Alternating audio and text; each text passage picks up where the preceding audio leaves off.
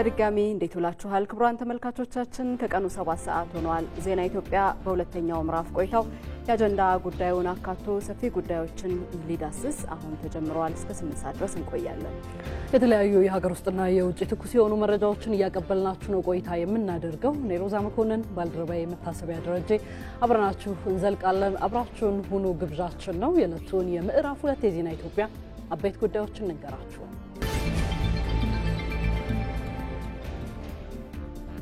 የፖለቲካ ፓርቲዎች በፖለቲካ ምህዳር ውስጥ ተፎካካሪ ለመሆን መሰባሰብና መጠናከር እንደሚገባቸው ተገለጸ።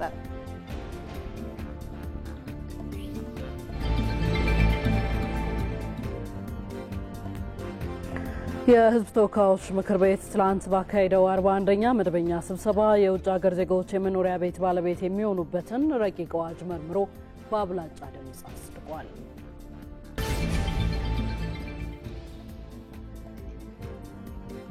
በህዝብ ተወካዮች ምክር ቤት የጸደቀው የውጭ ሀገር የስራ ስምሪት አዋጅ ዜጎች ቀልጣፋ አገልግሎት እንዲያገኙ በማድረግ እንዲሁም ህገወጥ የዜጎች ዝውውርን በማስቀረት ረገድ ፋይዳው የጎላ ስለመሆኑ ተገለጸ።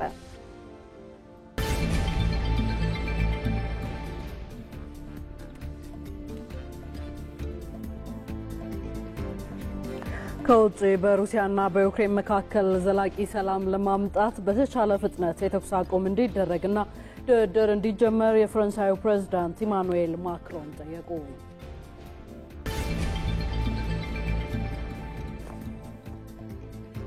በስፖርት ዘገባችን በዓለም የክለቦች ዋንጫ ሪያል ማድሪድ እና ቦሩሲያ ዶርትሙንድ ሩብ ፍጻሜውን ተቀላቀሉ የሚሉት የዜና ኢትዮጵያ የ7 ሰዓት አበይት ጉዳዮቻችን ናቸው። ዜና ኢትዮጵያችንን እየተከታተላችሁ ቆዩ የተለያዩ ርዕሰ ጉዳዮችን እናነሳለን ከዚህ ከስቱዲዮ ወደ እናንተ ከመናደርሳቸው መረጃዎች በተጨማሪ በተለያዩ የሀገሪቱ አካባቢዎች የተለያዩ ርዕሰ ጉዳዮች ላይ ትኩረታቸውን አድርገው ሪፖርተሮቻችን ተሰማርተዋል ምን ጉዳዮች ይዘዋል የምናስዳስሳችሁ ይሆናል እንዲሁም ደግሞ በመናነሳቸው የአጀንዳና ሌሎች ጉዳዮቻችንን በተመለከተ እንደዚሁ ተጨማሪ ማብራሪያ የሚሰጡን እንግዶችንም ጋብዘናል በጥቂቱ ማንን እንጠብቅ የሚለውን እንዲሁ እናስመልክታችሁ ሪፖርተራችን ሞላ ለማየው በቀጥታ መስመራችን ላይ ካገኘናቸው ውስጥ አንዱ ነው በተለይ የህዝብ ተወካዮች ምክር ቤት በትናንትናው ዕለት ባካሄደው መደበኛ ስብሰባው የውጭ ሀገር ዜጎች የመኖሪያ ቤት ባለቤት የሚሆኑበትን አዋጅ አጽድቋል የአዋጁ ይዘት ምን ይመስላል በስፋት የሚዳሰስ ነው የሚሆነው እንዲሁም ከዛ ወጣ ወዳለ ጉዳይ ስናመራ መቅደስ እንዳለም በቀጥታ መስመራችን ላይ እናገኛታለን ባለፉት 11 ወራት እንደ መንግስት በዋጋ ማረጋጋት በወጪ ንግድና የነዳጅ ማደያዎችን በተመለከተ የንግድና ቀጠናዊ ትስስር ሚኒስቴር ምን ስራዎችንና ተግባራትን አከናውኗል ለሚለው እንደዚሁ በስፋት ያሉ መረጃዎችን ታደርሰናለች ከዛ ባሻገር በሌላኛው ርዕሰ ጉዳያችን የስፖርት ባልደረባችን ሀብታሙ ካሴን በቀጥታ መስመራችን ላይ እሱንም እናገኘዋለን የኢትዮጵያ እግር ኳስ ፌዴሬሽን አዳዲስ የሚባሉ ውሳኔዎችን ወስኗል ከፕሪሚየር ሊጉ የሚወርድ ምንም አይነት ክለብ የለም የሚለው አንደኛው ጉዳይ ነው እነዚህ ውሳኔዎች ምን ይዘት አላቸው በምን መልኩስ የሚዳሰሱ ናቸው የሚለው በተጨማሪ ሐሳቡ ወደ ኋላ ላይ የሚያደርሰን ይሆናል በአጀንዳ ጉዳያችን ደግሞ እንግዶችንም ጋብዘናል እንዲሁም ደግሞ ባልደረባችን ምን ተስኖት ይልማም በቀጥታ መስመራችን ላይ ነው የሚገኘው መግቢያችን ላይ ያነሳ ነው በህዝብ ተወካዮች ምክር ቤት የጸደቀው የውጭ ሀገር የስራ ስምሪት ምን አዲስ ነገር ይዞ ይመጣል በሚለው ጉዳይ ላይ ነው ምን ተስኖትን የምናገኘው በዚሁ ጉዳይ ላይ ተጨማሪ መረጃ የሚያጋሩን እንግዳም በቀጥታ መስመራችን ላይ ጋብዘናል የስራና ክህሎት ሚኒስትር ሙፈሪያት ካሚል አሉ አብረውን ቆይታ ያደርጋሉ ይህንን ጉዳይ ይዘን ነው ከሳቸውም ጋር ቆይታ የምናደርገው በሌላ መልኩ ዶክተር ሰዋለ አባተም እንዲሁ ዛሬ የዜና ኢትዮጵያ እንግዳችን ሆነው ተጨማሪ መረጃዎችን ያጋሩናል በቀጥታ መስመራችን ላይ ይገኛሉ የፋይናንስ ዘርፍ ባለሙያ ናቸው የባንኩ ዘርፍ ለውጭ ተቋማት ክፍት መደረጉ ምን አዲስ ነገር ይዞ ይመጣል በሚለው ጉዳይ ላይ ከሳቸው ጋር በዜና ኢትዮጵያችን ቆይታ እናደርጋለን ዜና ኢትዮጵያችን ነው የተከታተላችሁ ያላችሁት አብራችሁን ቆዩ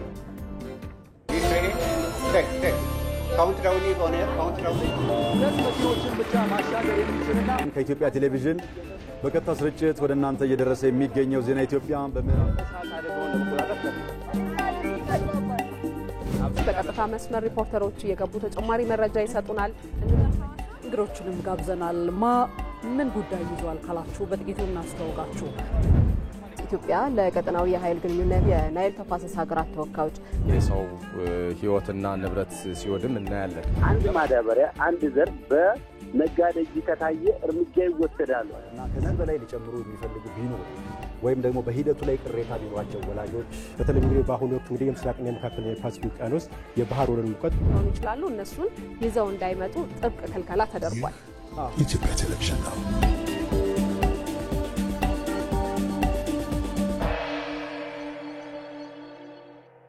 በዜና ኢትዮጵያ በቀጥታ መስመር ላይ ተገኝተው ተጨማሪ ማብራሪያዎችን ወደሚያጋሩን ባልደረቦቻችን ዘገባዎች ነው የምናልፈው። የሕዝብ ተወካዮች ምክር ቤት ትላንት ባካሄደው 41ኛ መደበኛ ስብሰባ የውጭ ሀገር ዜጎች የመኖሪያ ቤት ባለቤት የሚሆኑበትን አዋጅ መርምሮ በአብላጫ ድምጽ አጽድቋል። እዚህ ጉዳይ ላይ ነው ቆይታ የምናደርገው። ተጨማሪ መረጃዎችን እንጋራለን። ባልደረባችን ሞላ አለማየሁ በቀጥታ መስመራችን ላይ ተገኝቷል። ሞላ እንዴት ውለሃል? የአዋጁ ዋና ዋና ይዘቶችና በፊት በውይይት ወቅት ሲነሱ የነበሩ ማሻሻያ የተደረገባቸው ሀሳቦች የትኞቹ ናቸው? መልካም። ትላንት በ41ኛው የሕዝብ ተወካዮች ምክር ቤት በአጀንዳነት ጉባኤ በአጀንዳነት ከተመለከታቸው ጉዳዮች አንዱ የውጭ ሀገር ዜጎች የንብረት ባለቤት የሚሆኑበትን ረቂቅ አዋጅ ነበረ። እንግዲህ ከተማ በሕዝብ ተወካዮች ምክር ቤት የከተማ መሰረተ ልማትና ትራንስፖርት ጉዳዮች ቋሚ ኮሚቴ ከሕግና ፍትህ ጉዳዮች ቋሚ ኮሚቴ ጋር በመሆን ላለፉት ከአንድ ወር በላይ በተለያዩ መድረኮች ውይይት ሲያካሄድበት የነበረ ረቂቅ አዋጅ ነው። ረቂቅ አዋጁ የውሳኔ ሀሳብና የተደረጉባቸውን ማሻሻያዎች በትላንት በምክር ቤቱ ላይ ቀርቦ ነበረ። እንግዲህ በዋና ዓላማነት የሚነሳው ይህ አዋጅ ከተለያዩ ሀገር የሚመጡ ወደ ኢትዮጵያ የሚመጡ ዜጎችን የቤት ባለቤት ለማድረግ መሆኑ ተመላክቷል። እንግዲህ ማሻሻያ ከተደረገባቸው ጉዳዮች አንዱ ይህ ረቂቅ አዋጅ መጀመሪያ የማይንቀሳቀስ የቋሚ ንብረት ባለቤት እንዲሆኑ የውጭ ሀገር ዜጎች የሚል ነበረ። ከእርሱ ጀምሮ ነው ማሻሻያ የተደረገበት። አሁን አዋጁ ትላንት ሲጸድቅ ግን የውጭ ሀገር ዜጎች የቤት ባለቤት እንዲሆኑ የሚደነግግ አዋጅ ተብሎ ነው የጸደቀው። ከእርሱ ጀምሮ ማሻሻያ ተደርጎበታል ማለት ነው። በዋና ዓላማነት እንግዲህ የሚነሱ ብዙ ነገሮች አሉ። በተለይም አሁን እያደገ ከመጣው የኢኮኖሚና በተለይም ዲፕሎማሲ አንጻር ኢትዮጵያን ከዛ ጋር ተመጣጣኝና ተመጋጋቢ ለማድረግ የውጭ ሀገር ዜጎች የኔነት ስሜት ሰምቷቸው ካፒታል ይዘው እንዲመጡና ኢንቨስትመንት ፍሰት ላይ የራሱ የሆነ አስተዋጽኦ እንደሚኖረው እንዲሁም ደግሞ ዲፕሎማሲ መቀመጫነቷን የሚያሳድግ አዋጅ መሆኑ ተመላክቷል። እንግዲህ ቀደም ባሉ ውይይቶች ሲነሱ ከነበሩ ጉዳዮች አንዱ በሀገር ውስጥ የቤት ፍላጎት ከፍተኛ በሆነበት ሁኔታና ዜጎች የቤት ባለቤት ባልሆኑበት ሁኔታ ይህንን አዋጅ ወደ ተግባር ማስገባት የራሱ የሆነ አስተዋጽኦ አይኖርም ወይ፣ አሉታዊ አስተዋጽኦ አይፈጥርም ወይ፣ በተለይም ደግሞ የዋጋ ንረት ላይ የቤት ባለቤት ካለመሆናቸው ጋር ተያይዞ ዜጎች የዋጋ ንረት አይፈጥርም ወይ የሚሉ ነበሩ። እንዲሁም ሌላኛው ደግሞ ሲነሳበት የነበረው ከህገ መንግስቱ ጋር ተያይዞና በተለይም የክልሎችን ሉዓላዊነት የሚጋፋ የሚመስል ነገሮች አሉበት የሚል ነበር። በትላንትናው ዕለት በማሻሻያ አዋጅ ተብሎ በቋሚ ኮሚቴው ከቀረቡ ጉዳዮች አንዱ በተለይም የውጭ ሀገር ዜጎች በኢትዮጵያ የቤት ባለቤት እንዲሆኑ አንደኛ መሬትን በተለይም በጨረታ ብቻ የሚያገኙ እንደሆነ በጨረታና በሊዝ ሲያገኙ ደግሞ በውጭ ምንዛሬ በአንድ ጊዜ መክፈል እንዳለባቸው ገደብ አስቀምጧል። ከዛ በተጨማሪም ደግሞ ክልሎች ያላቸውን ስልጣንና ኃላፊነት ከዚህ በፊት በአዋጁ ላይ አልተካተተም ነበር። አሁን ከአዋጁ ጋር ተጣጣሚ የሚሆኑና በክልሎችና በከተማ አስተዳደሮች አካባቢ ከአዋጁ ጋር ተመጋጋቢ የሆኑ ኃላፊነቶችን በዚህ አዋጅ ላይ እንዲካተት ተደርጓል። ሌላው ገደብ አልተቀመጠለትም ነበር። የውጭ ሀገር ዜጎች ምን ያክል ነው የቤት ባለቤት መሆን የሚችሉት ነበረ? 5 ነው 10 ነው ወይስ ገንዘብ ይዞ የመጣው ላይ የቤት ባለቤት መሆን ይችላል የሚል በተለይም የቤት ፍላጎት እንዳያንድረው ስጋት ያላቸው ሰዎች የምክር ቤት አባላትም ሲያነሱት ነበር። በአዋጁ ማሻሻያ ወቅት ከተደረገው ጉዳዮች አንዱ አንድ የቤት ባለቤት ብቻ እንዲሆኑ በተለይም ደግሞ ይህንን የሚመለከተው ሚኒስቴር መስሪያ ቤት በመመሪያ ካላሻሻለው በስተቀር ማግኘት የሚችለው አንድ ቤት ብቻ መሆኑን አሻሽሎታል ማለት ነው። ከዚህ በተጨማሪ እንግዲህ ከውጭ የሚመጡ ዜጎች በኢትዮጵያ መንግስት በጋራ ድጎማ ቤቶች የጋራ መኖሪያ ቤቶች ላይ በተሱ ላይ የቤት ባለቤት መሆን እንደማይችሉ ክልከላ አስቀምጧል። ከዚህ በተጨማሪም እንግዲህ በሀገር ውስጥ ካፒታልና ሀብት ማፍራት እንደማይችሉ ከውጭ የውጭ ምንዛሬን ይዘው ሲመጡ ብቻ ነው የቤት ባለቤት የሚሆኑ የሚል ማሻሻያዎችና ክልከላዎችን አስተካክሏል ማለት ነው አዋጁ። እንግዲህ ትላንትና የጸደቀው ይህ አዋጅ ኢትዮጵያ ለውጭ ሀገር ዜጎች የቤት ባለቤት ብቻ እንዲሆኑ እንጂ ተንቀሳቃሽ የማይንቀሳቀስ ንብረት የሚለው ቀርቶ አሁን የቤት ባለቤት ለመሆን በሊዝና በጨረታ መሬት ማግኘት እንደሚችሉ ከዚህ ጋር ተያይዞ የሊዝ የግንባታ ተያያዥ ክፍያዎችን በውጭ ሀገር የውጭ ምንዛሬ በአንድ ጊዜ መክፈል እንዲችሉ አዋጁ በማሻሻያነት አስተካክሎታል ማለት ነው። ይህ አዋጅ ትላንት የጸደቀው አዋጅ የውጭ ሀገር ዜጎች በኢትዮጵያ ካፒታላቸውን ይዞ ሲመጡ የስራ ዕድል ፈጠራ ላይ ቴክኖሎጂ ሽግግር ላይ የራሱ የሆነ አዎንታዊ ሚና ይኖረዋል። ከዚህ በተጨማሪ የኢንቨስትመንት ከባቢውን በመቀየር ኢትዮጵያ ለኢንቨስትመንት ምቹነቷን በሚያሳድግ ኢትዮጵያ የኔነት ስሜት ተሰምታቸው ቤት ባለቤት ሲሆኑ የውጭ ሀገር ዜጎች ቤተሰባቸውና ካፒታል ይዘው በመምጣት ወደ ተለያዩ ኢንቨስትመንት ዘርፎች በመሰማራት ለኢትዮጵያውያን ዜጎች የስራ ዕድል እንዲፈጥሩ የሚያስችል መሆኑ ተመላክቷል። ትላንት እንግዲህ በአራት ተቃውሞና በአብላጫ ድምጽ ምክር ቤቱ ይህንን አዋጅ አጽድቆታል ማለት ነው። ለአሁን ያለ መረጃን ይመስላል። ሞላ፣ ስለ መረጃዎቹ እናመሰግናለን። መልካም ጊዜ።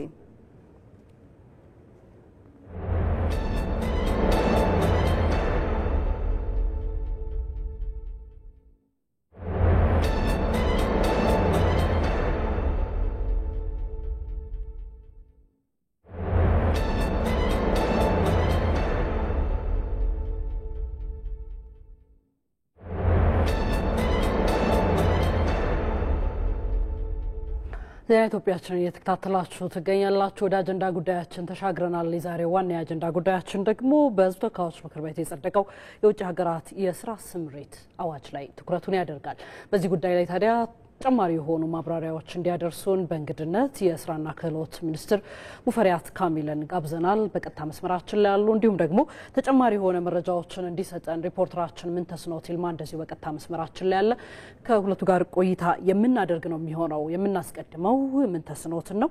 እንዳልኩት ቀደም ሲል በሕዝብ ተወካዮች ምክር ቤት የጸደቀው የውጭ ሀገር የስራ ስምሪት አዋጅ ዜጎች ቀልጣፋ አገልግሎት እንዲያገኙ በማድረግ እንዲሁም ደግሞ ህገወጥ የዜጎች ዝውውርን በማስቀረት ረገድ ፋይዳው የጎላ መሆኑ ይነገራል እና ቀደም ሲል በስራ ላይ የነበረው አዋጅ የሚስተዋልበትን ክፍተት በመሙላትም የተሻሻለው አዲሱ ረቂቅ አዋጅ የዜጎችን መብትና ደህንነት በማስጠበቅ እንደ ሀገር ተወዳዳሪ መሆን እንደሚያስችልም ነው የተገለጸው። ይህን ጉዳይ ላይ ትኩረት እናድርግና ሪፖርተራችን ምንተስኖት ይልማን እናገኘው። እንዴት ቆይተሃል ምንተስኖት? እንግዲህ የተሻሻለው አዲሱ የውጭ ሀገር የስራ ስምሪት አዋጅ ምን ምን ጉዳዮችን ይዟል የሚለውን በተመለከተ የተወሰኑ ሀሳቦችን አጋራ ነው። አመሰግናለሁ። እንግዲህ አንቺም እንደገለጽሽው የውጭ ሀገር የስራ ስምሪት ረቂቅ አዋጅ በሕዝብ ተወካዮች ምክር ቤት ጸድቋል። ረቂቅ አዋጁ ከዚህ በፊት በስራ ላይ የነበረው አዋጅ የነበረበትን ክፍተት የሞላ ነው። ከዚህ በፊት የነበረው አዋጅ የሰለጠነ በከፊል የሰለጠነ የሚል ብቻ ሲሆን ነገር ግን የትምህርት ዝግጅትና ልዩ ልዩ የስራ ክፍሎችን ያካተተ ባለመሆኑ እነዚህንና መሰል ጉዳዮችን ያካተተ ረቂቅ አዋጅ መጽደቅ አስፈላጊ በመሆኑ መጽደቁ ነው የተነገረው። ለምሳሌ ያክል ዜጎች ምንም አይነት የትምህርት ዝግጅት ሳይኖራቸው ነገር ግን ሙያ ካላቸው በውጭ ሀገር የስራ ስምሪት መሰማራት የሚችሉበትን እድል የሚፈቅድ ነው አዲሱ የጸደቀው ረቂቅ አዋጅ ማለት ነው። ሌላው እንግዲህ ኤጀንሲዎች ተጨማሪ ገንዘብ እንዲያስይዙም የሚያደርግ ነው። ይህም ለዜጎች ደህንነትና የዜጎችን መብት ከማረጋገጥ አንጻር የራሱ የሆነ አስተዋጽኦ አለው። ያላቸውን የትምህርት ዝግጅት እና ሙያ እንደዚሁ አረጋግጠው ወይንም በቴክኖሎጂ አረጋግጠው ስራ የሚያገኙበትን እድል የሚፈጥር ነው አዲሱ የጸደቀው የሰራተኞች የውጭ ሀገራት የስራ ስምሪት ረቂቅ አዋጅ። እነዚህንና መሰል ከዚህ በፊት በነበረው ረቂቅ አዋጅ ወይንም ከዚህ በፊት በነበረው አዋጅ የሚስተዋሉ ክፍተቶችን በመሙላት ረገድ የራሱ የሆነ አስተዋጽኦ እንደሚያበረክት ነው የውጭ ሀገራት የስራ ስምሪት አዲሱ የጸደቀው ረቂቅ አዋጅ እንግዲህ የሚያመላክተው። በዚህ ጉዳይ ላይ የቋሚ ኮሚቴው ሰብሳቢ ዶክተር ነገሪ ሌንጮ ያሉትን ተከታትለን እንመለስ። በምርመራው ሂደት የተለዩ ዋና ዋና ጭብጦች 4.1 የውጭ ሀገር ስራ ስምሪት ሂደቱ ላይ ያለውን የህገወጥ ደላሎች ድርጊት በማስቀረት የዜጎችን መብት ደህንነትና ክብር ለመጠበቅ በሚያስችል መልኩ አሰራር መዘርጋት በማስፈለጉ 4.2 የውጭ ሀገር የስራ ስምሪት የቀድሞ አዋጆች ማለትም 923/2008 እና 1246/2013 ያልሸፈኗቸው እንዲሁም ጊዜውን ተከትሎ የተፈጠሩ በርካታ አዳዲስ ጉዳዮች ያሉ በመሆኑ የህግ ማዕቀፍ ሊበጅላቸው በማስፈለጉ 4.3 ወደ ውጪ ለስራ ሰራተኞችን የሚልኩ ኤጀንሲዎች ለሚልኳቸው ሰራተኞች መብትና ደህንነት ማስከበሪያ የሚያስይዙትን የዋስትና ገንዘብ ወይም የባንክ ዋስትና የዜጎች መብትና ደህንነት ከማስጠበቅ አንጻር የተሻለ ማድረግ በማስፈለጉ 4.4 የቀድሞ አዋጆች ከቤት ውስጥ ሰራተኛ ከሰለጠነና በከፊል ከሰለጠነ ውጪ የትምህርት ዝግጅት የማይጠይቁ የስራ አይነቶችን ባለመካተታቸው ክፍተቶች የተፈጠሩ በመሆኑ ህጋዊ መንገዱን አሳታፊና አካታች በማድረግ ሊፈጠር የሚችለውን ህገወጥነት መግታት አስፈላጊ በመሆኑ 4.5 ዜጎች መብታቸው ደህንነታቸውና ክብራቸው እንዲጠበቅ በማድረግ ሀገራችን ከዘርፉ ማግኘት ያለባትን ብሔራዊ ጥቅም ማስጠበቅ በማስፈለጉ የሚሉት በጭብጥነት ተለይተዋል። እንግዲህ የጸደቀው የውጭ ሀገር የስራ ስምሪት አዋጅ እንግዲህ ዜጎች በደላሎችና በህገወጥ የስራ ስምሪት በሚያካሂዱ ሰዎች የሚደርስባቸውን እንግልት የሚያቃልልና ይህንንም ለመቆጣጠር አይነተኛ ሚና የሚጫወት መሆኑም እንደዚሁ ተገልጿል። ለጊዜ ያለኝ መረጃ ይህን ይመስላል። መልካም ተስኖት ጋር እናመሰግናለን ለመረጃዎቹ። ይህንኑ ጉዳይ ይዘን አሁን ደግሞ በቀጥታ መስመር ላይ ከጋበዝናቸው እንግዳችን ጋር ቆይታ እናደርጋለን። የስራና ክህሎት ሚኒስትር ሙፈሪያት ካሚል በዚህ ጉዳይ ላይ እንግዳችን ሆነው ከዜና ኢትዮጵያ ጋር ቆይታ ያደርጋሉ። እጅግ አድርገን እናመሰግናለን። ያነሳነውን ጉዳይ እየተከታተሉ እንደሆነም ተስፋ እናደርጋለን። እንግዲህ አዲሱ የስራ ስምሪት አዋጅ ምን የተለየ ነገር ይዞ መጥቷል? በትላንትናው ዕለት መጽደቁ ይታወቃል። እኔም አመሰግናለሁ። እንደምን ዋላችሁ? አዎ ተከታትያለሁኝ። በጥሩ ሁኔታ ተዘግቧል። እንዲሁም ተጨማሪ መረጃ ለመስጠት ያክል ትልቁ ትናንትና የተከበረው የሕዝብ ተወካዮች ምክር ቤት ያጸደቀው አዋጅ ሂደቱን ተከትሎ ላለፉት 3 ዓመታት የውጭ ሀገር ስራ ስምሪት ጋር ተያያዥነት ያላቸውን ጉዳዮች በማጥናት የአሰራር ስርዓቶችን በአዲስ መልክ በመቅረጽ የሀገራትን ልምድ እንደዚሁ በማጥናት በእኛ ተጨባጭ ሁኔታም ያሉ እድሎችና ማነቆችን በመለየት 3 መሰረታዊ ምሰሶ ላይ የተመሰረቱ በአቅርቦት በስምሪት ሂደት በሚኖር የሰው ኃይል ዝግጅት ማለት ነው በሂደቱን ለማሳለጥ በሚያስችሉ አስቻይ ሁኔታዎችና በፍላጎት መዳረሻ ሀገራት ጋር ባሉ ጉዳዮች ላይ ያውጠነጠኑ መሰረታዊ ስርዓቶችን ተግባራዊ ለማድረግ ዝርዝር ድንጋጌዎችን የያዘ ነው። ከሁሉ በላይ እስካሁን ከነበረው አዋጅ ምንድን ነው የሚለየው ተብሎ ከተወሰደ በዚህኛው አዋጅ የተቀመጡ ዝርዝር ጉዳዮች በአድማሳቸው በስፋትና በጥልቀታቸው መነሻ ያደረጉት ላለፉት ዓመታት እንደ ሀገር በርካታ የለውጥ አጀንዳዎችን ቀርጸን ተግባራዊ ስናደርግ ቆይተናል። ከዛ ውስጥ አንዱና የመጀመሪያው የዜጎች የውጭ ሀገር ስራ ስምሪት ጉዳይ የኢትዮጵያ ብሔራዊ ጥቅሞች አጀንዳ አካል ሆኖ እንዲቀረጽ ተደርጓልና ይሄም አዋጅ ከዚያ ጋር በተዛመደ መንገድ አዳዲስ ድንጋጌዎችን አክሎ በስፋት በዘርፉ ያሉ ተዋንያንን ዜጎችን መዳረሻ ሀገራት ላይ ሊኖራቸው የሚገባ የክብር፣ የደህንነት፣ የመብትና የጥቅም ጉዳዮች በሙሉ ዘርዘር ብለው የተካተቱበት እንዲሆን ተደርጓል እና ይሄ አንድ የተለየ ቦታ ከያዙ ጉዳዮች ውስጥ አንዱ ነው። ዘርፉ በርካታ ተዋንያን ከሀገር ውስጥ እስከ መዳረሻ ሀገር ድረስ የሚያሳትፍ በመሆኑ የሀገር ውስጥ የዘርፉ ባለድርሻ አካላት ጠንካራ ይህንን ትልቅ ኃላፊነት መሸከም የሚችሉ በመዳረሻ ሀገራት ዘንድ ደግሞ የመደራደር አቅማቸው ያደገ እንዲሆን ለማድረግ አስቻይ ሁኔታን ጭምር የሚፈጥር ተደርጎ ነው የተቀረጸው። ስለሆነም የዘርፉ ተዋንያን በራሳቸው ውስጥ በሚኖር መለስተኛ የሆነ በደንብ የማያሳድግ የማያጎለብት አይነት ሂደት ውስጥ እንዲያልፉ ሳይሆን ከሌሎች ትልልቅ አቅምና ጉልበት ካላቸው አካላት ጋር የሚደረግ ፉክክር ስለሆነ ይህንን ለመወጣት የሚያስችል ቁመና ላይ እንዲሆኑ የሚያደርግ ጠንካራ አደረጃጀት ያላቸው እንዲሆኑ የሚያስችል ነው። ስለዚህ የዜጎችን ጉዳይ ተመልክቷል። በሂደቱ ያሉ ተዋንያንን ጉዳይ እዚሁ አይቷል። ምን አስቻይ ሁኔታዎችን ደግሞ መፍጠር ይገባል የሚለው በርካታ ባለድርሻ አካላት መንግስታዊ የሆኑም ያልሆኑም የሚሳተፉበት ስለሆነ በቅንጅት መስራት የሚችሉበትን እድል በደንብ ዘርዘር አድርጎ አይተዋል።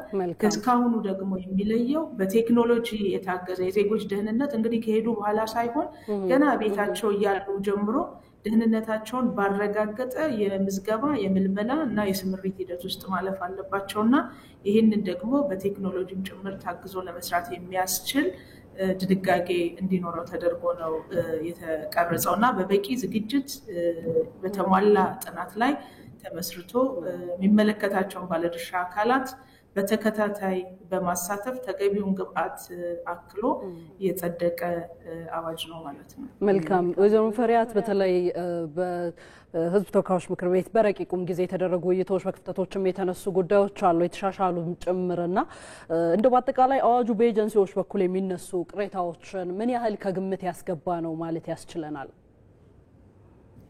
እንግዲህ ቅድም እንዳልኩት የኢትዮጵያ ብሔራዊ ጥቅም አካል ሆኗል ማለት ኤጀንሲዎችም ከስካሁኑ የላቀ ኃላፊነት አለባቸው ማለት ነው።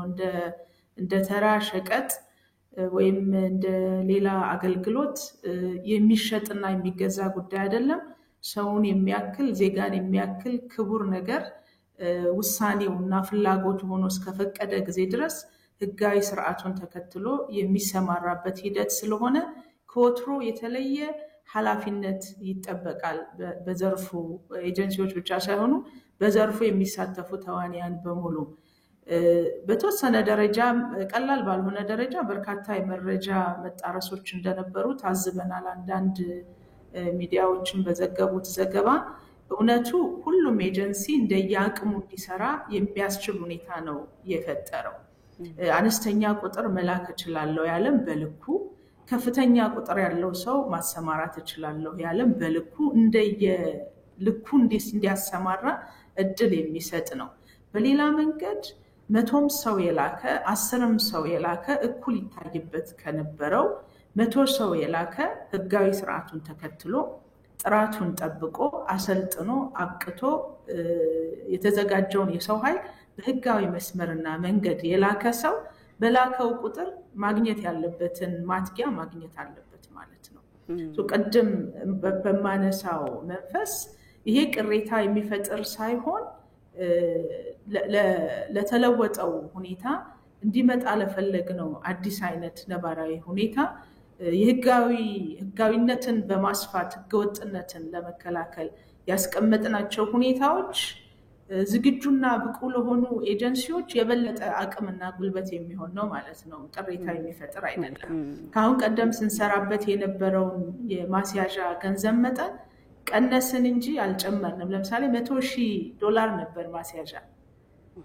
አሁን ባለው 50,000 ነው መነሻ ያደረግነው። $50,000 ማስያዣ፣ ትልቁ ደግሞ 250,000 ነው የሆነው።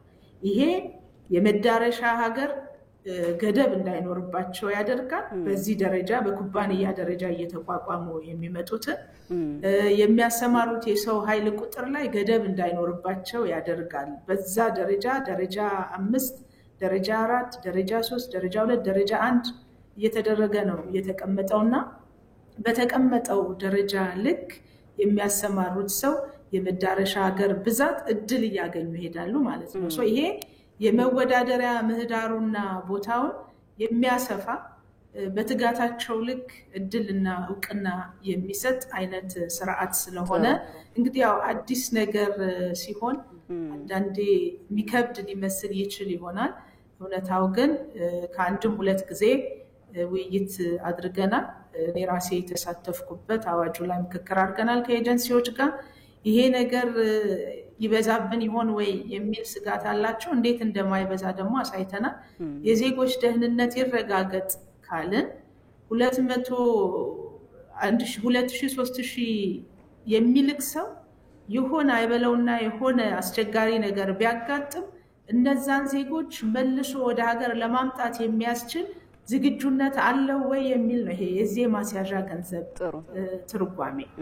ምናልባት ከዚሁ ጋር አያይዘን አንድ ጥያቄ እናንሳ።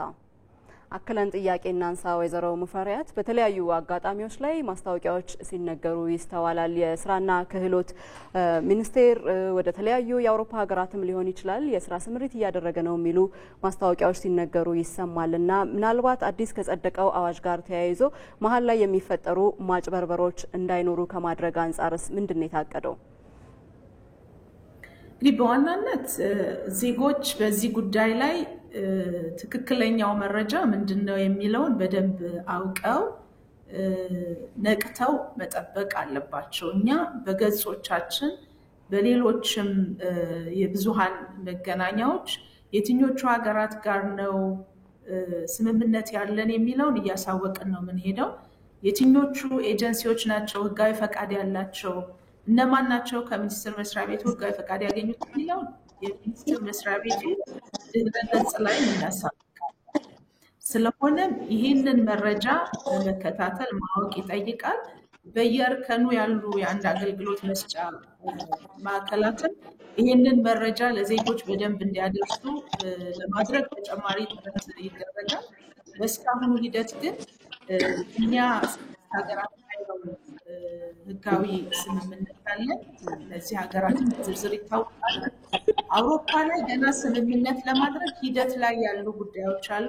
ከኩባንያዎች ጋር ካሁን ቀደም ያደረግነው ስምምነት አለ። በኩባንያው በኩል በተፈጠረ ችግር ምክንያት በጊዜው ያዛርገናል መጥፋታቸው ጉዳዮች እስኪቀሩ ጊዜ ድረስ። ነገር ግን ከሌሎች የአውሮፓ ሀገራት ጋር የተጠናቀቀ ስምምነት የለም። ሂደት ላይ ያለ ለምሳሌ ካሪቢያን ሀገራት ላይ ሂደት ላይ ያለ ንግግር አለ። የተወሰኑ አውሮፓ ሀገራት ላይ ሂደት ላይ ያለ ንግግር አለ። ሲጠናቀቅ በይፋ ተጠናቋል እንላለን። እኛም እየታዘብን ወደ ህግም እያቀረብን ያለ ነው። በንግድ ፈቃድ አውጥተው ሰዎችን እንልካለን በሚል መንገድ ዜጎችን እያሳሳቱ ያሉ አካላት አሉ። የህግ ተጠያቂነት እንዳለባቸው ማወቅ ይኖርባቸዋል ማለት ነው። አይ ቲንክ የህግ አስከባሪ አካላት ተገቢውን ስራ እየሰሩ እንዳሉ አውቃለሁ። መልካም። የስራና ክህሎት ሚኒስትር ሙፈሪያት ካሚል እጅግ አድርገን ነው የምናመሰግነው ለሰጡን ማብራሪያ። ሰዓትዎን ወስደው ከኢትዮጵያ ቴሌቪዥን ዜና ኢትዮጵያ ጋር ላደረጉ ቆይታ እጅግ አድርገን እናመሰግናለን። መልካም ቀን ይሁንልዎ።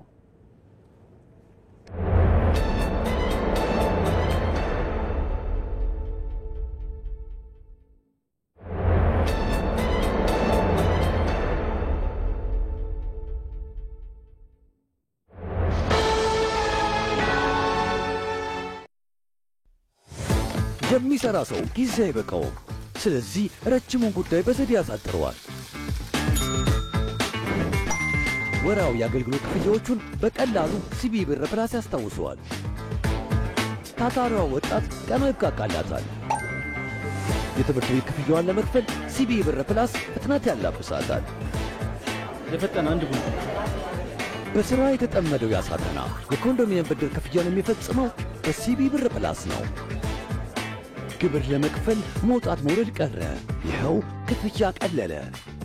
የትኛውንም ክፍያ ለመክፈል ካሉበት ሳይነሱ ካሰቡት ይድረሱ። የተሻሻለው የሲቢ ብር ፕላስ መተግበሪያ አዳዲስ ነገሮችን አካቶ ሕይወታችሁን ሊያቀል ካላችሁበት ደርሷል። ሲቢ ብር ባሉበት ሁሉ አለ። የኢትዮጵያ ንግድ ባንክ ሁሌም የሚተማመኑበት ባንክ።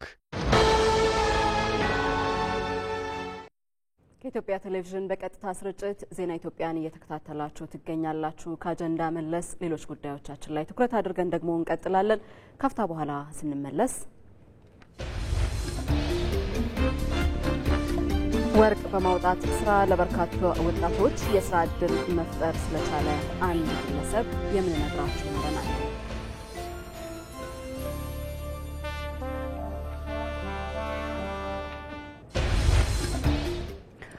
የባንኩ ዘርፍ ለውጭ ተቋማት ክፍት መደረጉ ለማክሮ ኢኮኖሚ እድገት ጉልህ ሚና እንደሚኖረው የምጣኔ ሀብት ባለሙያዎች ገልጸዋል። የሀገር ውስጥ ባንኮች አቅማቸው ማሳደግ እንደሚጠበቅባቸው ነው የተገለጸው።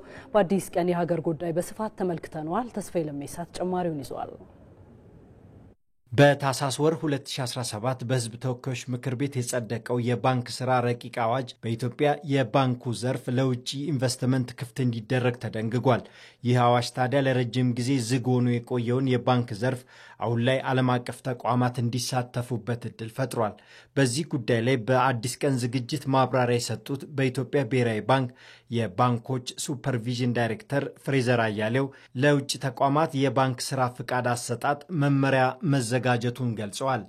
በመጀመሪያ ደረጃ እነዚህ የውጭ ሀገር ባንኮች ወይ ደግሞ የውጭ ኢንቨስተሮች ሁለንተናዊ ማንነታቸውን ሊያስረዳ የሚችል ሰነድ እንዲያሟሉና የተለያዩ አይነት ሰነዶችን እንዲያሟሉ ይደነግጋል። በተጨማሪም ደግሞ እነዚህ ኢንቨስተሮች ሲመጡ ምን አይነት ካፒታል ይዘው ነው መምጣት ያለባቸው እና ደግሞ እነዚህ ባንኮች አሁን ላይ እየሰሩበት ካሉበት አገር ላይ ካለ ተቆጣጣሪ አካል ሊያገኙት ስለሚገባው ይሁንታ ወይም ደግሞ ግሪን ላይት በተመለከተ ያስቀምጣል። ከዚሁ ጋር የተያያዘ በርካታ ልንላቸው የምንችል መስፈርቶችን አሟልቶ የያዘ ነው። ከዛ በተጨማሪ የውጭ ሀገር ባንክ እንደራሴ ቢሮዎች በኢትዮጵያ ብሔራዊ ባንክ በምን አይነት መልኩ ፈቃድ እንደሚያገኙ ይህንንም የሚያስረዳና ዝርዝር መስፈርቶችን የያዘ መመሪያ ነው ልንል እንችላለን። የምጣኔ ሀብት ባለሙያው ዘመዴነ ንጋቱ የውጭ ባንኮች ወደ ኢትዮጵያ መምጣት በአጠቃላይ ለፋይናንስ ዘርፉ እድገት እንደሚያመጣ ነው የገለጹት። እኔ አንዱ ኤክስፔክት ማደርገው እነኚህ የኢትዮጵያ ባንኮች በዓለም አቀፍ ደረጃ ተወዳዳሪ የሚሆኑበትን አይነት ጭንቅላት ማይንድሴት ይዘው ለደንበኞቻቸው አዳዲስ ፕሮዳክቶች ለደንበኞቻቸውም የማስተዋወቅ ግዴታ ይኖርባቸው። ምክንያቱም እነሱ ካላደረጉት የሚመጡት ባንኮች የውጭ ባንኮቹ ገበያቸውን ይወስድባቸዋል ማለት ነው እና ትልቅ ጥቅም አለው እንዳልኩት ከአገሪቱ ኢኮኖሚክ ሪፎርም ጋር ግን መታየት አለ። ለምሳሌ አሁን ካፒታል ማርኬት ተከፍቷል ኢትዮጵያ ውስጥ አይደለም። ካፒታል ማርኬቱ ብቻ ራሱ በጣም እያደገ በሚሄድበት ጊዜ ዝም ብሎ የተቀመጡ ባንኮች ደንበኞቻቸውን የሚያጡበት ደረጃ ላይ ያደርሳ ይችላል። ስለዚህ ቀልጠፍ ያደርጋል። የሀገር ውስጥ ባንኮችም ከወዲሁ አቅማቸውን ማጠናከር እንደሚገባቸው ነው የምጣኔ ሀብት ባለሙያዎቹ ያሳሰቡት። የግል ባንኮቹ ደግሞ እንዳልኩት ገበያ ብር ወደሆነ እሳቤ መቀየር አለባቸው። ካፒታሎቻቸውን ማሳደግ ይኖርባቸዋል። እንደተባለው ትናንሾቹ ባንኮች ከመዋጣቸውና ከመጥፋታቸው በፊት ሰብሰብ ብለው አቅም ፈጥረው በተሻለ ሰርቪስ፣ በተሻለ እይታ፣ በተሻለ ቪዥን ገበያ ውስጥ ለመቆየት ጥረት ማድረግ ይጠበቅባቸዋል። እኔ ይህን ያህል የሚያስፈራ ተጽዕኖ ይመጣባቸዋል ብዬ አላምንም። እንዳልኩ ቀደም ብዬ ትንንሾች ናቸው። እሱን አክኖሌጅ ማድረግ አለባቸው። የሀገር ውስጥ ባንኮች አቅማቸውን ካላጠናከሩ ግን የወደፊት እጣ ፋንታና ተወዳዳሪነታቸው ላይ ጉልህ ልዩነት ያመጣል ተብሎ ይጠበቃል። ይህንኑ ጉዳይ ይዘን እንቆያለን። ተጨማሪ ሙያዊ ማብራሪያንም እንጠይቃለን። ለዚህ ደግሞ በቀጥታ መስመራችን ላይ እንግዳ ጋብዘንላችኋል። የፋይናንስ ዘርፍ ባለሙያው ዶክተር ሰዋለ አባተ እንግዳችን ሆነው ከዜና ኢትዮጵያ ጋር በዚህ ጉዳይ ላይ ቆይታ ያደርጋሉ።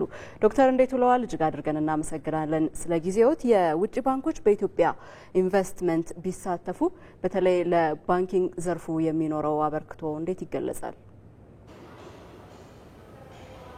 እሺ አመሰግናለሁ። እንደምን ዋላችሁ። እንግዲህ የውጭ ሀገር ባንኮች በኢትዮጵያ የፋይናንስ ሴክተር ላይ ቢሳተፉ ሊያስገኟቸው ከሚችሏቸው ጠቀሜታዎች ውስጥ በዋናነት አንደኛው የፋይናንስ አቅርቦትን በማሻሻል አክሰስ ቱ ፋይናንስ ወይም የፋይናንስ ተደራሽነትን በከፍተኛ ደረጃ እንዲያድግ ያደርጋል።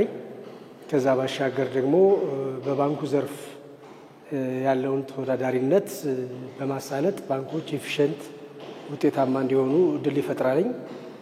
ሌላውና ዋናው ደግሞ የውጭ ሀገር ኢንቨስተሮችን በመሳብ ረገድም የራሱ የሆነ አዎንታዊ አስተዋጽኦ አለው። ምክንያቱም በውጭ ሀገር ያሉ ኢንቨስተሮች እነሱ ጋር የሚሰሩ ባንኮች ኢትዮጵያ ውስጥ ኦፕሬት ሲያደርጉ በቀላሉ የገንዘብ ማስተላለፍ ሂደቱንም ሆነ የተለያዩ የባንክ ፋሲሊቲዎችን ለማግኘት ከፍተኛ እድል ስለሚፈጥርላቸው የውጭ ኢንቨስተርንም በማሳደግ እና በማበረታታት ደረጃ የራሱ የሆነ ትልቅ አስተዋጽኦ አለው።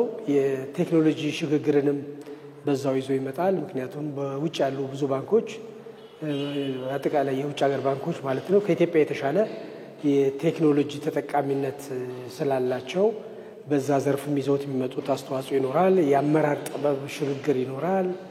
ከፍተኛ የሆነ የፋይናንስ ፍሰት ወደ ኢኮኖሚው እንዲመጣ ያደርጋል። ይሄ በአጠቃላይ ሄልዚ የሆነ የፋይናንሻል ሲስተም እንዲኖረን የፋይናንስ ሴክተሩ ለሀገሪቱ የኢኮኖሚ እድገት መጫወት ያለበትን ሚና እንዲጫወት ከፍተኛ እድል በመፍጠር ሰፊ የሆነ አስተዋጽኦ ያሳድራል ለኢኮኖሚው።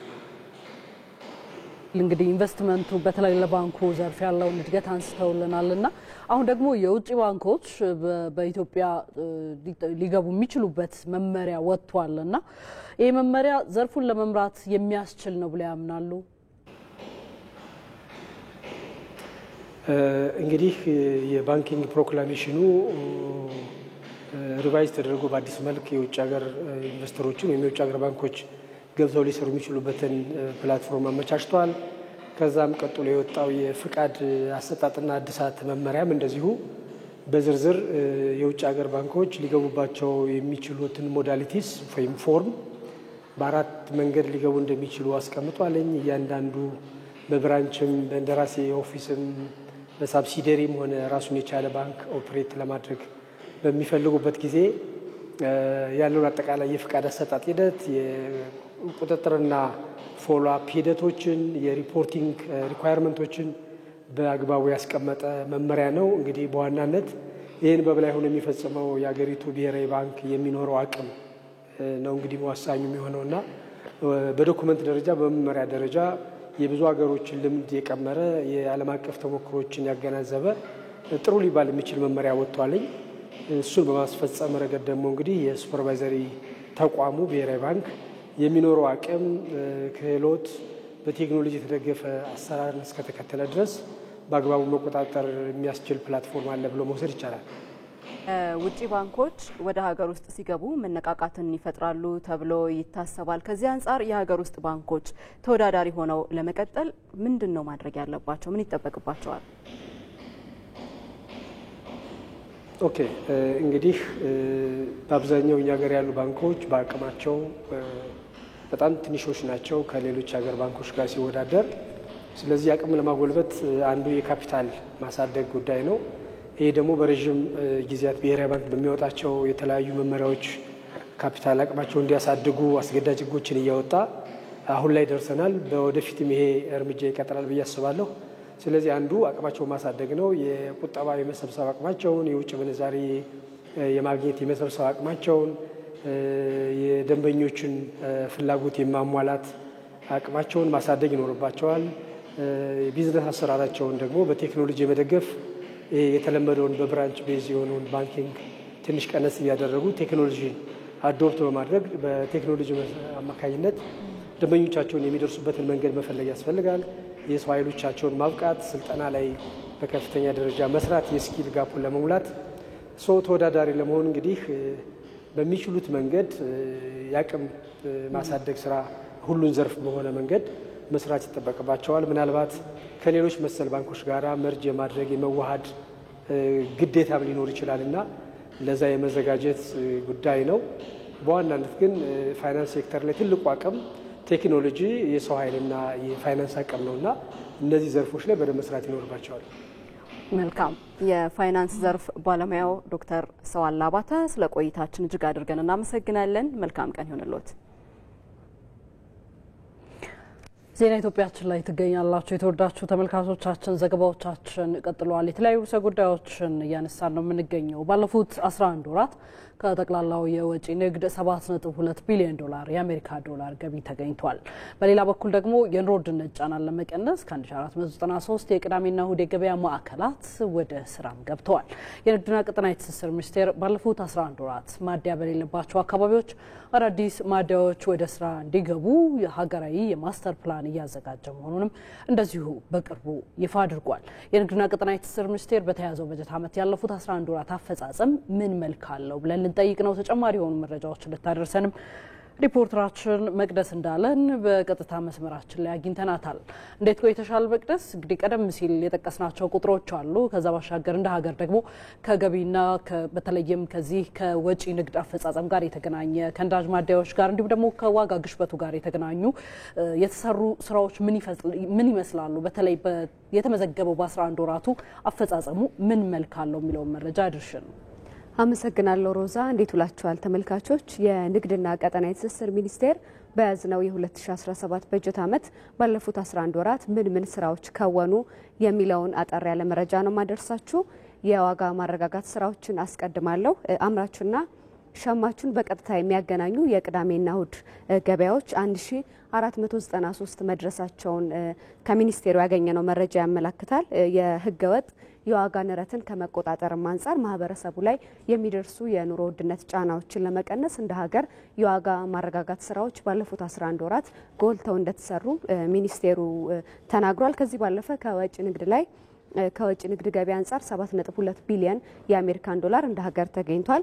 በበጀት ዓመቱ ባለፉት 11 ወራት የተጠቀሰው ገቢ የተገኘው ከግብርና ምርቶች፣ ከማኑፋክቸሪንግ፣ ከማዕድን እንዲሁም ከኤሌክትሪክና ከሌሎችም ዘርፎች ነው የተገኘው። ለወጪ ንግድ ገቢው አፈጻጸም እድገትም አስተዋጽኦ ካበረከቱ ጉዳዮች መካከል አንደኛው የገበያ መዳረሻዎችን ማስፋት፣ ነባሮቹንም በማቆየት እንዲሁም ደግሞ በዓለም አቀፍ የንግድ ኤግዚቢሽኖች ላይ እንደ ሀገር በመሳተፍ የወጪ ንግድ ምርቶች ላይ በቂ ግንዛቤ ለባህር ማዶ ማህበረሰብ በመስጠት የወጪ ንግድ ገቢ እንዲጨምር አድርጓል ማለት ነው። በተያዘው በ2017 በጀት ዓመት መጨረሻም ደግሞ ከወጪ ንግድ ገቢ አጠቃላይ እንደ ሀገር ከ8 ቢሊዮን የአሜሪካን ዶላር በላይ ይጠበቃል።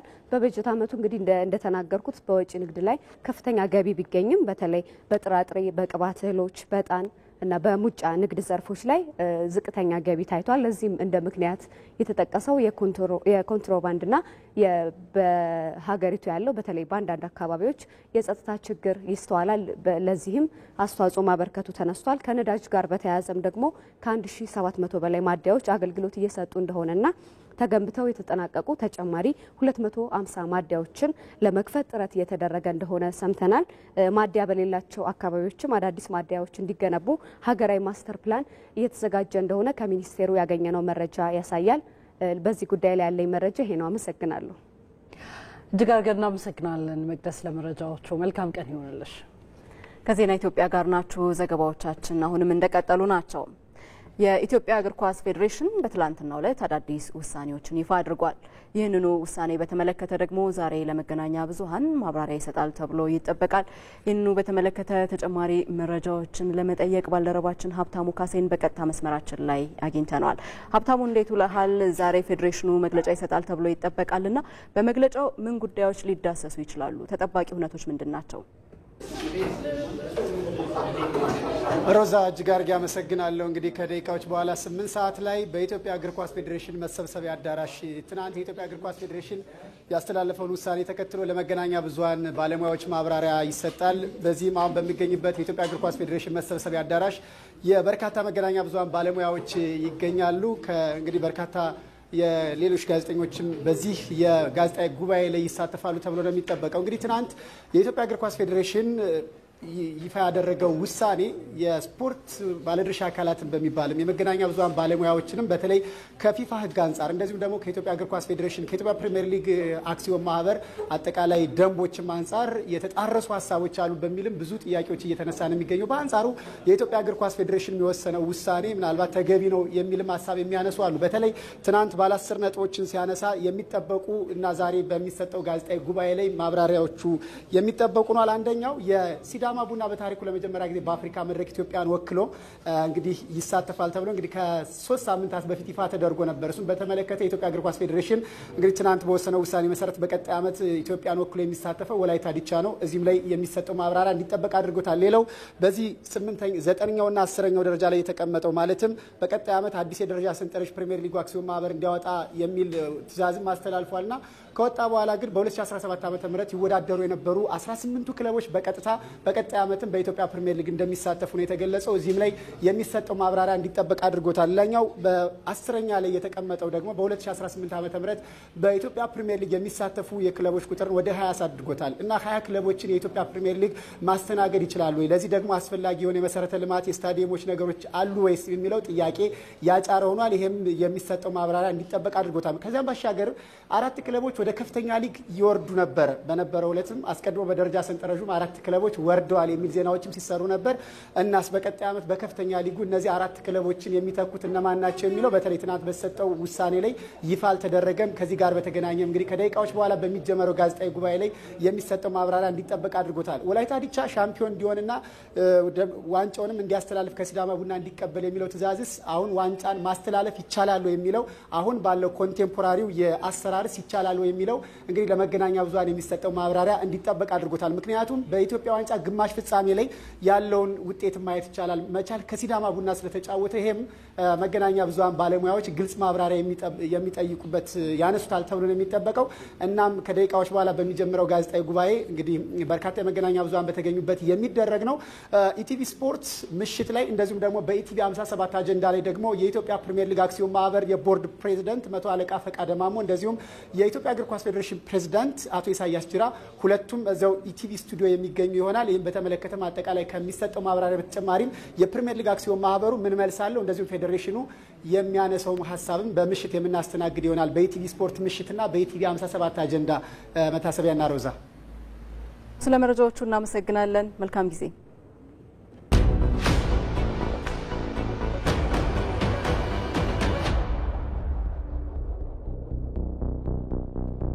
ወደ ዩኒቨርሲቲ የሚገቡ የ12ኛ ክፍል ተማሪዎች ፈተና ይሰጣቸዋል።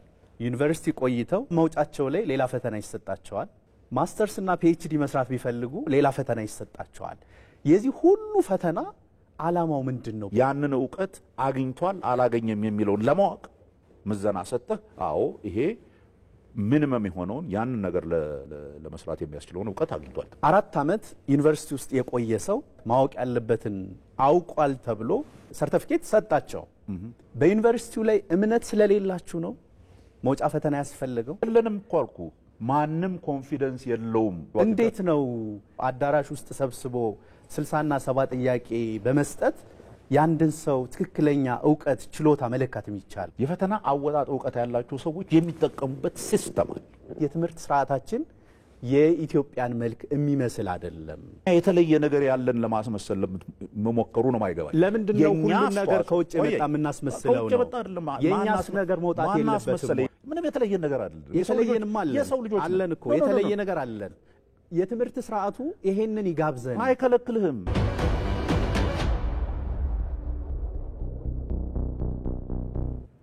ዜና ኢትዮጵያችን ላይ ናችሁ። የፖለቲካ ፓርቲዎች በፖለቲካ ምህዳር ውስጥ ተፎካካሪ ለመሆን መሰባሰብና መጠናከር እንደሚገባቸው ተገለጸ። ኤቢሲ ወደ ይዘት በሚል በጀመረው የይዘትና አቀራረብ ማሻሻያ ከተጀመሩ ፕሮግራሞች አንዱ በሆነው ዶት ስትሪም ላይ የፓርቲዎች ቁጥርን በተመለከተ ክርክር ተደርጎበታል። ወንዶሰን አፈወርቅ በኢትዮጵያ የፖለቲካ ፓርቲዎች ጠንካራ ለመሆናቸውና በጋራ ሰብሰብ ብለው ለመስራት መቸገራቸው ከሀገሪቱ የፖለቲካ ስብራቶች መካከል አንዱ ስለመሆኑ ይነሳል። በተለያዩ አጋጣሚዎች በተለይ ተፎካካሪ ፓርቲዎች መሰብሰብና መጠናከር እንዳለባቸው ሲናገሩ የተደመጡት ጠቅላይ ሚኒስትር አብይ አህመድ በቅርቡ ከመላው ኢትዮጵያ ከተወጣጡ የተፎካካሪ የፖለቲካ ፓርቲ ተወካዮች ጋር በተወያዩበት ወቅት የፖለቲካ ፓርቲዎቹ ጠንካራ ለመሆናቸው መንግስት ከፓርቲዎቹ ጋር በጋራ ለመስራት እንኳ እንቅፋት እየሆነበት ስለመምጣቱ ተናግሯል። በጣም በርካታ ፓርቲ ነው ያለው።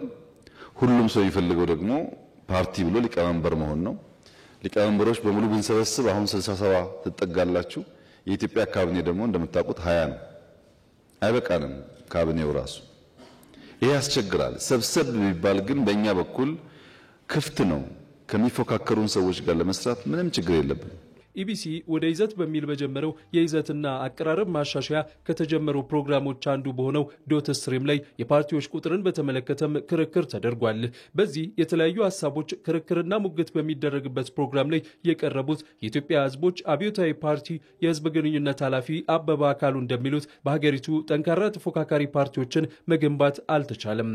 ፕሮግራማቸውን መሪዎቹ ራሳቸው በአግባቡ የሚያውቁት የረባ ፖሊሲ የሌላቸው ፍልስፍናቸውን እንኳን ሚዲያ ላይ ሲጠየቁ የማያውቁ በጣም ማኒፌስቶ የሌላቸው ምርጫ ሰዓት የነቁና የበቁ አባላት አይደለም የአባላት ቁጥራቸው እንኳን በጣት የሚቆጠር የሆኑ ማህተማቸውን ኪሳቸው ከተው የሚንቀሳቀሱ ቢሮ የሌላቸው በመንግስት በጀት የሚንቀሳቀሱ መንግስት በየዓመቱ ምርጫ ቦርድ በኩል የሚደጎመው በጀት ነው ቋሚ ፓርቲዎችን ያሉ ያስመሰላቸው። በመድብለ ፓርቲ ስርዓትና የፓርቲዎች ቁጥር መብዛት መካከል ልዩነት አለ የሚሉት በአምቦ ዩኒቨርሲቲ የፖለቲካ ሳይንስ ምሁር ሴነሳ ደምሴ ፓርቲዎቹ ጠንካራ ለመሆናቸው በሀገር ላይ ተጽዕኖን ያሳድራል ይላሉ። እንደኔ ሐሳብ አፍሪካ ውስጥ የብዙ ችግሮች መንስኤ በጣም ትናንሽ አቅም የሌላቸው ግን ደግሞ ብዙ የሆኑ የፖለቲካ ፓርቲዎች መብዛታቸው በሀገሮች ውስጥ የተፈለገው እድገት ወጥነት ያለው ፖሊሲ እንዳይኖራቸው አድርጓቸዋል ብዬ አስባለሁ። የፖለቲካ ፓርቲዎች ተፎካካሪ ለመሆን ሰብሰብ ማለትና መጠናከር እንደሚገባቸውም ነው የተገለጸው። የኢትዮጵያ የፖለቲካ ምህዳር መስፋትና መጥበብ በፓርቲዎች ቁጥር አይደለም የሚለካው። እውነተኛ የሆኑ ፓርቲዎች ወጥተው በእውነትም የኢትዮጵያ ሕዝብ አማራጭ ሆነው ስርዓቱን በአግባቡ መገዳደር ሲችሉና የህዝብን ድምጽ ሰብስበው በአንድነት በጋራ መቆም ሲችሉ ነው። የተበተነ ድምጽ ተይዞ ወደ ምርጫም ሲገባ ገዢውን ፓርቲ ለመገዳደር የሚያስችል ቁመናም አይኖረንም።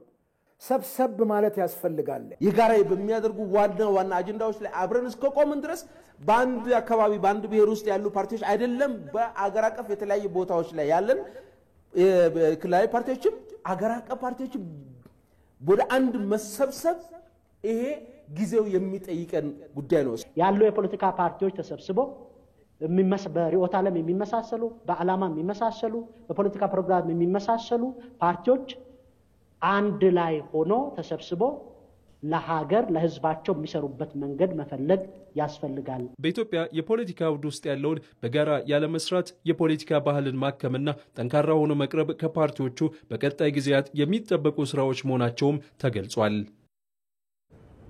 ይህንኑ ጉዳይ መነሻ አድርገን ከእንግዳ ጋር ደግሞ ተጨማሪ ሀሳቦችን እንጋራለን። የሰላምና ደህንነት ምሁር የሆኑት ዶክተር ቻን ዮም ለተጨማሪ ማብራሪያዎች በቀጥታ መስመራችን ላይ ተገኝተዋል። ዶክተር እንዴት ውለዋል? እጅግ አድርገን እናመሰግናለን። በኢትዮጵያ የፖለቲካ አውድ ውስጥ የተፎካካሪ ፓርቲዎች አለመሰባሰብ እንዲሁም ደግሞ ጠንካራ ሆኖ አለመውጣት ምን አሳጥቶናል? መፍትሄውስ ምንድን ነው ይላሉ? ተናስልኝ ጥሩ ነው። አሁን እንደ ሀሳብ ለጠቅላይ ሚኒስትር አብይ አህመድ ያቀረበው ሀሳብ ሁሉም ተፎካካሪ ፓርቲ ማጋራት አለባቸው። ምናልባት ከዶክተር ቻን ጋር መቀጠል አልቻልንም። የኔትወርክ መቆራረጥ ገጥሞናል። ምናልባት ሚስተካከልና ወደ በኋላ ላይ የምናገኛቸው ከሆነ ሀሳቦችን እንጋራለን። አሁን ግን እጃችን ላይ ወደሚገኙ ሌሎች ዘገባዎች እንለፍ። ዜና ኢትዮጵያችን ላይ ናችሁ። ስለ አንድ ወጣት ልናወጋችሁ ነው። ቶር ኡዳጊ ይባላል። በጋምቤላ ክልል ዲማ ነው ትውልድና እድገቱ። ቶር በህይወት አጋጣሚ የተለያዩ ስራዎችንም መስራት ችሏል። አጋጣሚዎችን ከአንድ ስራ ወደ አንድ ስራ በማሳደግ ስኬታማ መሆን ይቻለም ነው። አሁን በተወለደበት ዲማ ወርቅ በማውጣት ለበርካቶችም ስራ ፈጥሯል። ቶር የህይወት መንገዱን ለባልደረባችን ሪሳ ሎፒዮ ነግሯታል። ከራስ አንደበት እንከታተለው።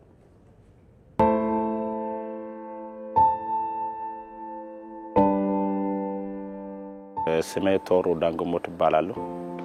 ከጓደኞች ጋር ተደራጅተን ወደ ሚዛን የሚሄዱ መኪናዎች፣ ወደ በራ የሚሄዱ መኪናዎች እነሱም ተራ ሲዘን ከነሱ ገንዘብ ስናገኝ ነበር። አንድ ጓደኛ ነበረ፣ እሱ ጋራ ቦታ ጠየቁኝ። ትንሽ ቦታ ሰጡን። ከዛ ዳስ ሰራን። ከዛ በኋላ ሻይ ቡናችንን ያፈላን እንሸጥ ነበር። ከዛ እያልን ትንሽ ገንዘብ ያዝ። በአጋጣሚ ባንዲራ የሚባል ቀበሌ ወርቅ ይፈነዳል። ብዙ ቆፋሬ እዛ ስለገባ የሚበሉ ነገር የለም። አጋጣሚ እዛ ጋር ብዙ ሆቴሎች ስለነበሩ ሽሮ ቤት ከከፈትን በኋላ በጣም ይሰራል። ከዛ ኦልሞስት በቀን እስከ 6000 ብር 7000 ማግኘት ጀምረናል በሽሮ። በአጋጣሚ አንድ ጓደኛ ያለ ቶር አሁን ስራ ጀምራል። ቶሩ ስራ ስለጀመረ ኢኮፕ መግባት አለበት አለኝ። 2 ሳምንት ሲሆን በ2 ሳምንት ውስጥ እጣ ወጣልኝ። ከዛ ሳስበው እዛ የምሰራበት አካባቢ ቲቪ የለም። ቲቪ ስለሌለ ቲቪ ገዛው፣ ጀነሬተር ገዛው፣ ፍሪጅ ገዛው። ይሄ ሁሉ ካገዛዛው ከዛ ወደ ታች ዲኤስቲቪ ማሳየት ጀመርኩኝ። በነሳ ነው ማሳየው። ሰውም ስብስብ አድርጎ ሻይ ቡና ይጠጣል። ከዛ በኋላ የብዙ ሰው በቃ መሰብሰባው ሆኗል። ከዛ ስጋዚ ቢኖር እኛ ዲማ አንሄድም ለምን አትከፍትልንም? ሀሳባቸው በመቀበል እዚህ ፍላጎታቸው ሲሞላ እኔ ደግሞ ገንዘብ ያፈራው ይርኩኝ። ከዲማ ካለው ሰዎች አተካላይ እኔ መሬት መንግስት ጋር እንትን አድርጌ አመልክቼ መሬት ተሰጠኝ። ሼር ገባን። ሼር ስንገባ በወር 20% ይሰጡናል። ለአንዳንድ ነገሮች ጉዳይ ለማስፈጸም 200,000 ብር ይሰጡናል። ከዛ ወርቅ የሚሰራ ወርቅ ብሔራዊ ባንክ እንሸጣለን። የምናገኘው ትርፍ 20% ወስጄ እነሱም የራሳቸውም 80% ይወስዳሉ። ከዛ በኋላ ከነሱ ባገኘው በ20% ባገኘው ገንዘብ ወደ ራሴ ሳይት መክፈት ጀመርኩ እና ወደ ወርቅ የገባሁት በዚህ መልክ ነው። ስለዚህ አሁን ከመነሻችንን እስከ ወርቁ ድረስ ይህን ወጣ ወረድ አሳልፈን ነው ዛሬ ወርቅ የምንሰራውና በአገር ደረጃ በሰራነው ስራ ተሸላምነን። የኢትዮጵያ ቴሌቪዥን በቀጥታ ስርጭት ዜና ኢትዮጵያን እየተከታተላችሁ ትገኛላችሁ። ወደ ውጪ ዘገባችን እናልፋለን። በሩሲያና በዩክሬን መካከል ዘላቂ ሰላም ለማምጣት በተቻለ ፍጥነት የተኩስ አቁም እንዲደረግና ድርድር እንዲጀመር የፈረንሳዩ ፕሬዝዳንት ኢማኑኤል ማክሮን ጠየቁ።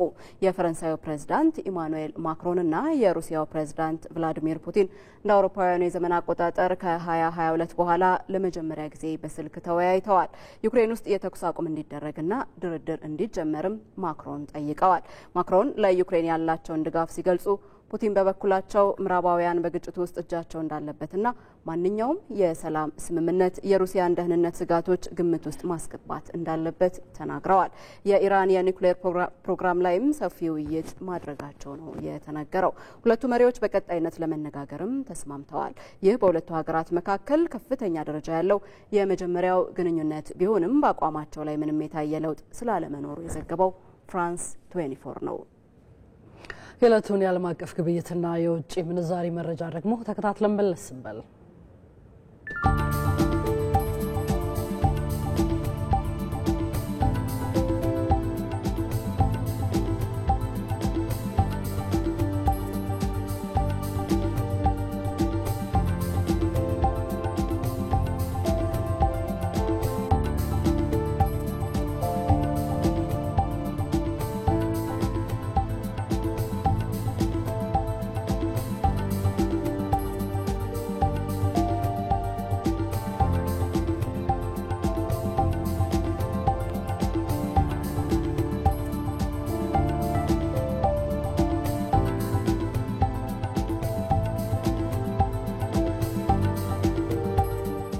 ወደ ስፖርት ዘገባችን አለፍን። በዓለም የክለቦች ዋንጫ ሪያል ማድሪድና ቦሩሲያ ዶርትሙንድ ሩብ ፍጻሜውን ተቀላቀሉ። በቀጣይ በሩብ ፍጻሜው ሁለት ወንድማማቾች ጆብና ጁድ ቢሊንግሃም የሚገናኙበት ጨዋታም ይጠበቃል። የሩብ ፍጻሜ ጨዋታዎች የፊታችን አርብ ሲደረጉ ፒኤስጂ ከባየር ሙኒክ፣ ፓልሜሪስ ከቼልሲና ፍሉሚናንሴ ከአልሂላል የሚያደርጓቸው ጨዋታዎች ይጠበቃሉ።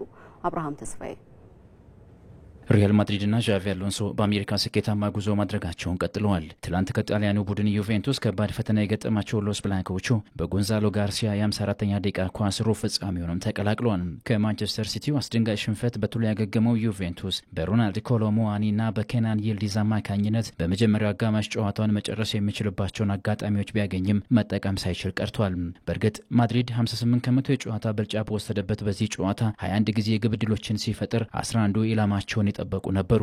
በዚህ ውድድር ዓመት ዩቬንቱስን ከግብ ጋዝናነት የታደገው የ27 ዓመቱ ጣሊያናዊ ግብ ጠባቂ ሚቼል ዲግሪጎር ግን ትላንትም ድንቅ አቋሙን አሳይቶም አምሽቷል። የፌዴሪኮ ቫልቬርዴ የጁድ ቤሊንጋምና የዲያን ሁሰንን ጨምሮ 10 ያለቀላቸው ኳሶችን በማብከን በምሽቱ ዩቬንቱስ ከአንድ ግብ በላይ እንዳይቆጠርበትም በማድረግ ታምራዊ ግብ ጠባቂ መሆኑን አሳይቷል።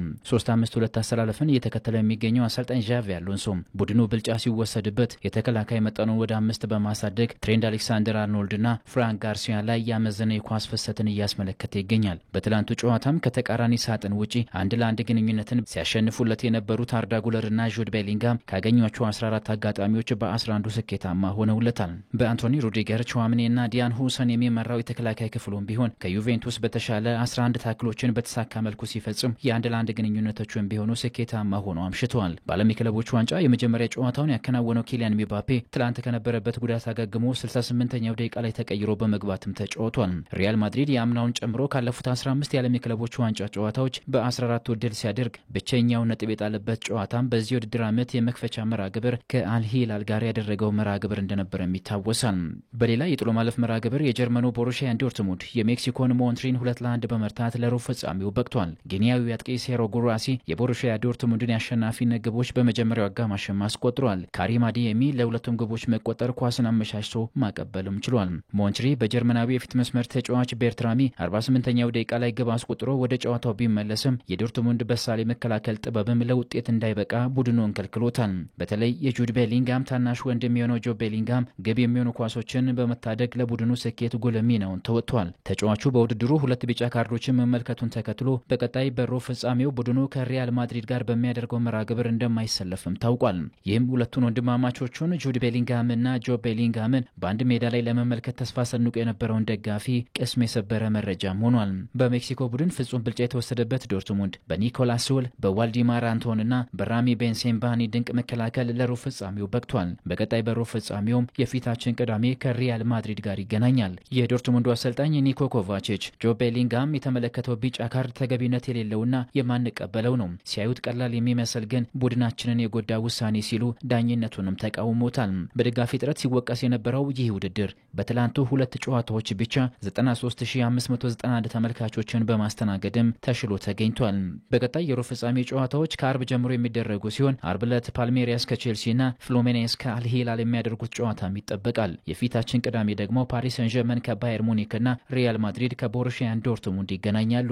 አሰልጣኝ ኤንዞ ማሬስካ በአንጻራዊነት ቀለል ያሉ ተጋጣሚዎችን እንዳገኙ ቢነገርላቸውም ከብራዚል ክለቦች ግን ከባድ ፈተና ከፊት ለፊታቸው ተደቅኗል። ሪያል ማድሪድም ቦሩሲያ ዶርትሙንድን ካሸነፈ በግማሽ ፍጻሜው ከባየር ሙኒክና ከፓሪስ ሰን ዠርመን አሸናፊ ጋር የሚገናኝበትም አጋጣሚ የሚፈጠር ይሆናል። የተወዳጁ ተመልካቾቻችን ከቀኑ 6 ሰዓት ጀምሮ እስካሁን እስከ 8 ሰዓት ድረስ የዜና ኢትዮጵያችን የተለያዩ የሀገር ውስጥና የውጭ ትኩስ የሆኑ መረጃዎችን ወደ እናንተ ሲያሻግር ቆይቶ ተጠናቋል። አብራችሁን ስለነበራችሁ እጅግ አድርገን እናመሰግናለን። የዛሬ ዕለተ ረቡዕ ዜና ኢትዮጵያን በቀጥታ ስርጭት እየመራን መታሰቢያ ደረጃና ሮዛ መኮንን ከእናንተ ጋር ቆይታ አድርገናል። ዳይሬክተራችን አስራት እንዲሁም ደግሞ የዜና ኢትዮጵያ ዋና አዘጋጅ ፋሲካ ያሌው ከመላው ስቱዲዮ ባለሙያዎች ጋር በመሆን አብረናችሁ ነበርን። በሰላም ዋሉ።